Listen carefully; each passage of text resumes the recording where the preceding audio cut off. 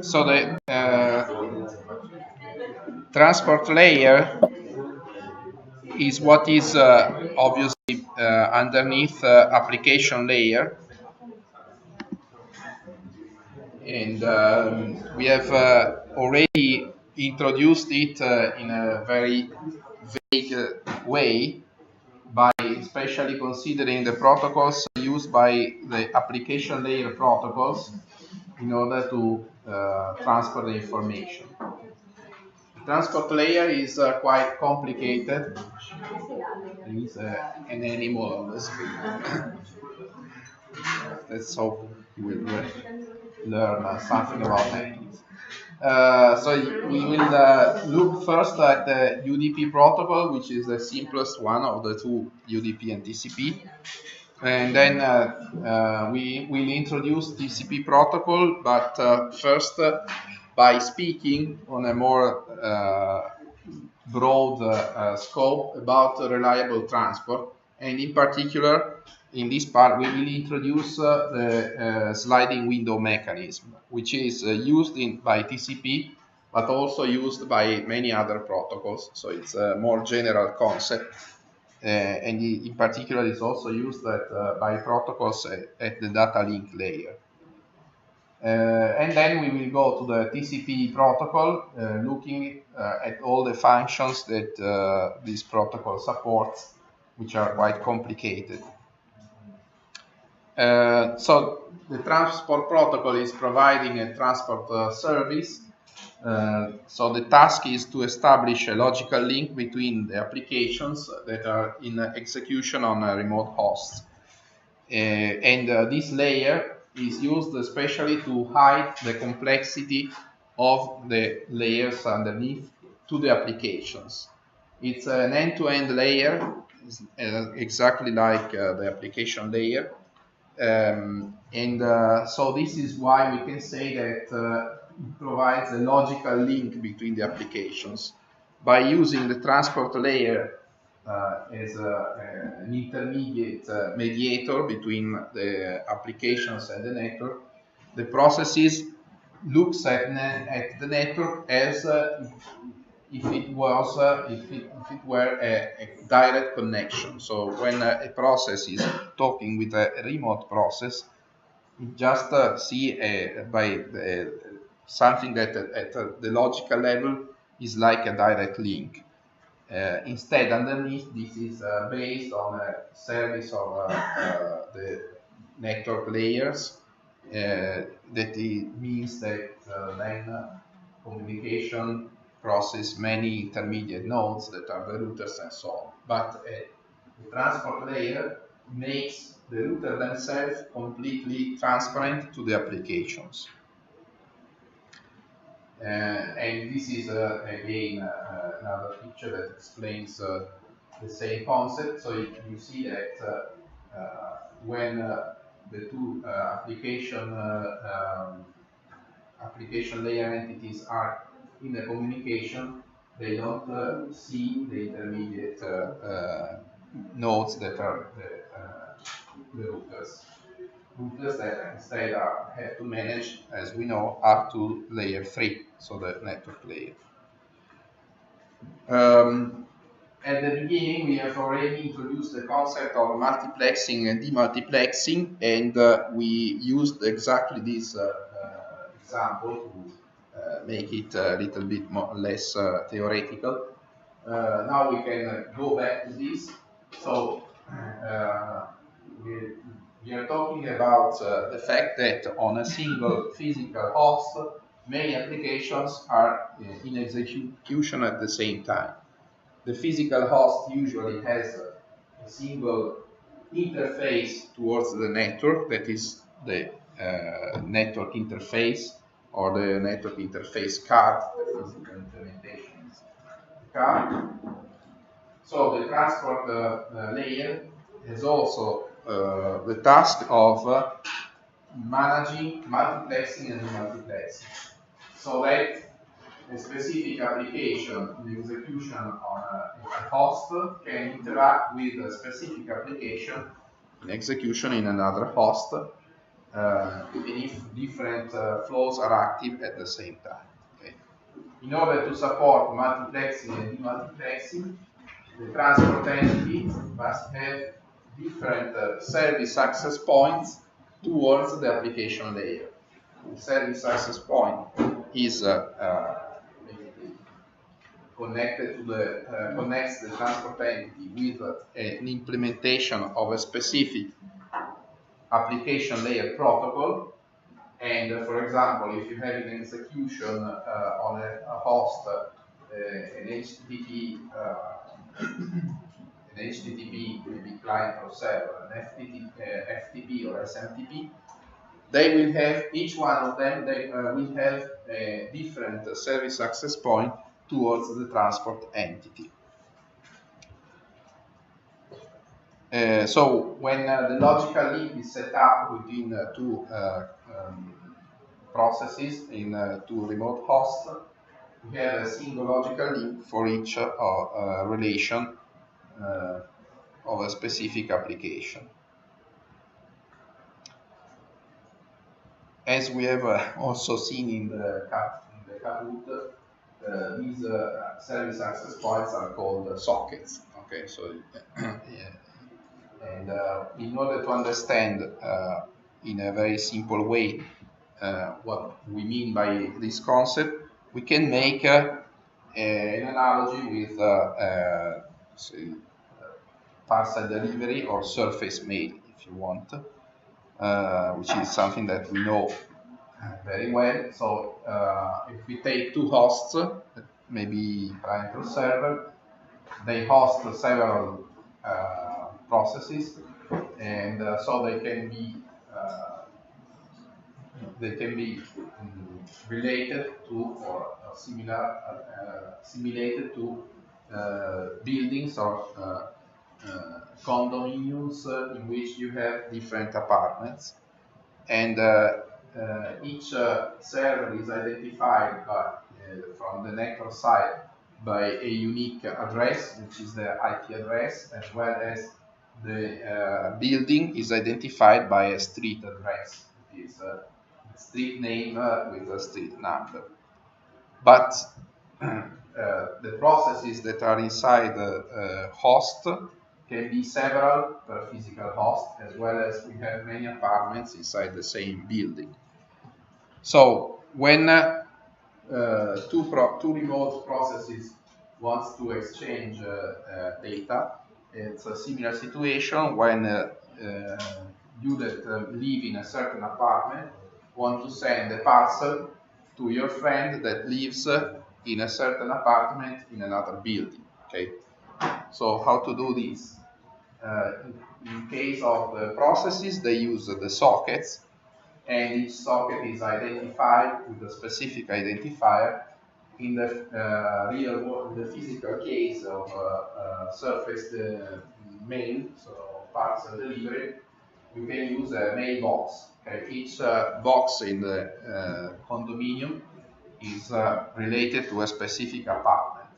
So when we want to send something, we can and so it is also identified by a label. So in the case of the socket, the label identifying the specific socket is the number of the port number. In case of the apartment, the label is the number of the apartment.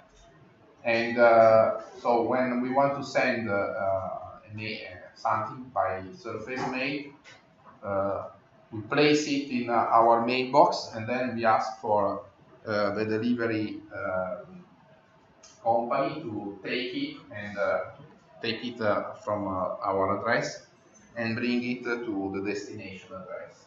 Okay. And so in an asynchronous way, we don't know when this will be accomplished by the delivery company. Somebody will take the parcel and take it to the destination. And in case of the network, this is similar, because also the whole network will take data from the socket where they are stored and transfer them to the destination. And in the destination, what happens? That in the data digital case, data are placed in the socket of the process of the destination process. In the surface mail case, the parcel is placed into the mailbox that is dedicated to associate to the specific apartment in the building. And finally, the application that is in execution on the destination server, on the destination host, will take out the data, or will read data from the socket when it is ready, when it is available. And in a similar way, your friend, the destination of the parcel, will come down and take out the parcel from the mailbox when he wants, not necessarily immediately when the mailbox, when the mail arrives. Okay. This is a very simple analogy, but it's quite effective. So the ports and the port numbers are used to identify the specific service access point at the interface between the transport layer and the application layer. What is a port number? Is a number that is composed of 16 bits, and so it may take an integer value between 0 and 65,535. This range of numbers actually is split into three different sub-ranges. In the first sub-range, from 0 to 1023, we find all the so-called well-known numbers. So the well-known numbers are those like 80, that is the port number associated to HTTP, 25 to SMTP, and so on. So these numbers are always associated to the same application level protocol, and are used usually in the server side.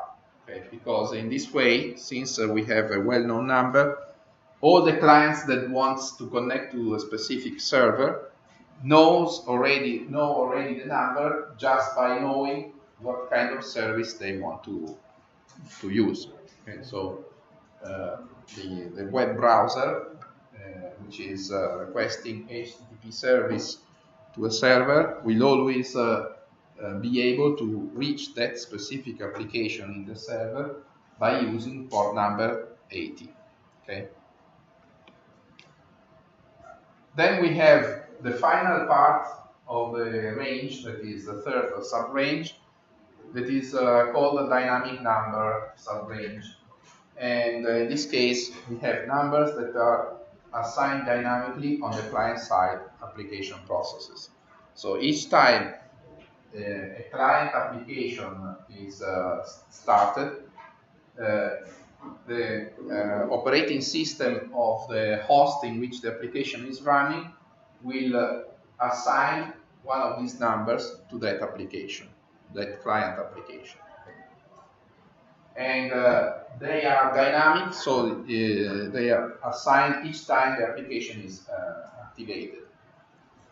So each time you run the browser, the operating system of your PC will assign a dynamic a number taken from this sub-range that will be different at any execution. And in particular, the number is extracted randomly, so it's randomly taken from the sub-range. Then we have an intermediate sub-range that is called the registered numbers. They are very similar to the well-known numbers, so each of these numbers is permanently assigned to a specific application, but they are assigned upon request. So well-known numbers are assigned by standards, and they are assigned to application layer protocols that are standardized, are open. So like TCP, HTTP, SMTP, and so on. Registered numbers instead have to be explicitly demanded by the producer of an application, and will register for the application for receiving one of these numbers, and we permanently assign to that specific application layer protocol, usually when it is a proprietary protocol. So you know that it exists and is well defined, but you don't know exactly how the protocol is done. Like, for example, Skype is one of these protocols, or Gnutella and so on. So this numbering of the ports allows the client to identify the specific process into the server, and also vice versa. Okay, so the server also can identify a specific process into the client, and this is to support the system, the client-server model, in which clients make requests and server sends replies. So when the client makes a request, it must know the port number of the server. When the server replies back, it must know the port number of the client. Okay. But if the client is the first mover, he knows exactly the port number of the server because it's a well-known port number. He can explicitly tell its port number to the server by inserting the port number, that is the source port number, into the header of the transport layer protocol that is used to encapsulate the messages. So the server learns the port number of the client from the request messages and can reply by using that port number as a destination. Okay? And this also explains how you can interact, how many clients can interact at the same time with the same server. Okay. All the clients will send requests using the same port number to the server, but together with that request, the server will learn the port number of each of the clients. So the server is able to direct the replies to the respective client that made the request. Okay, so there is no ambiguity by using this numbering system in the bidirectional way. Yes? Does this mean that there's a limited number of clients that can be connected at the same time to the server? Well, yes, of course, when the ports, well, no, actually, the clients not only have the port number, but they also have the address. So there is a limit. The limitation given by the port number is when the same client starts opening different sessions with the same server, which can occur, as we have seen with the parallel sessions.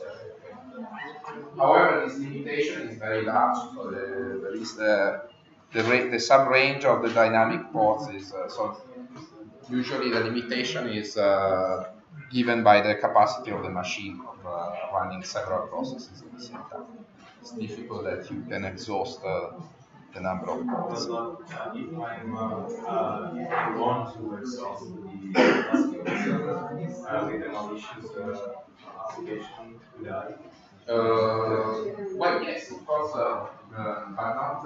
This is not related to the launch because all these clients use on the same port. Okay? So since the client you may you want to exhaust the capacity of the server, of course you can do. You have to open many connections. Okay?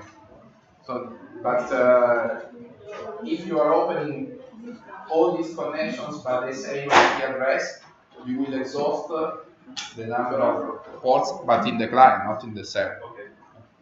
Thank you.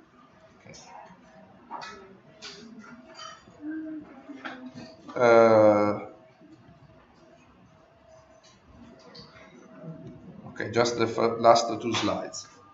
So the buffering, all the capability of delivering data to the network and then reading data back is provided by the operating system when a socket is opened in the client or the server. Immediately the operating system provides the data structures in the memory of the machine reserved for that specific socket, reserved for the communication of that process with the remote process. And so in the example that we made with analogy with parcel delivery system, now it's more understandable. The place where data are stored, waiting to be read or by the network or to be read by the application, is created. These two buffers that are created when the socket is opened. So the transport layer also provides the buffering mechanism in order to support the communication between the processes. And usually you have two buffers, one in one direction and the other one in the other direction. The transport service that is provided by the transport layer has to make the communication between the two applications to behave as the applications require. Usually the network service provided by the underneath network layer is not reliable, at least when the network is IP, so we are talking about internet. The task of the IP layer is just to deliver packets as individual entities.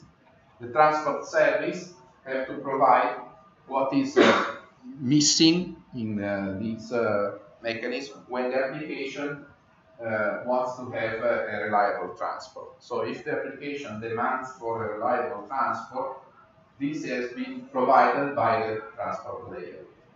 The transport layer takes the service from the network layer that is not reliable and adds functions that makes this service reliable. And for instance, has to guarantee the delivery of messages in the correct order, has to guarantee the transportation of multiplexed flows, has to set up connections if a connection-oriented service is needed, and so on. And so to implement all these extra functions, the TCP protocol, transmission control protocol, has been defined. And by the TCP protocol, you can make an unreliable service from the network to be reliable for the applications. And in particular, you have not only the guarantee of delivery of messages in correct order and of message correctness, so syntactic correctness of the message, but there are also other functions, for example, the flow control. Okay, so in the TCP communication, the activity of the sender is always matched to the capacity of the capability of the receiver to receive packets. So if the receiver starts to be congested because the application is very slow, then by the TCP protocol, the sender can be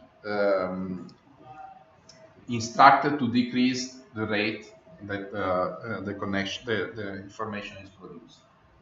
On the other side, UDP user datagram protocol is connectionless and reliable. Basically, it just return to the application layer the service that is offered by the network layer. Okay, so it adds very little to the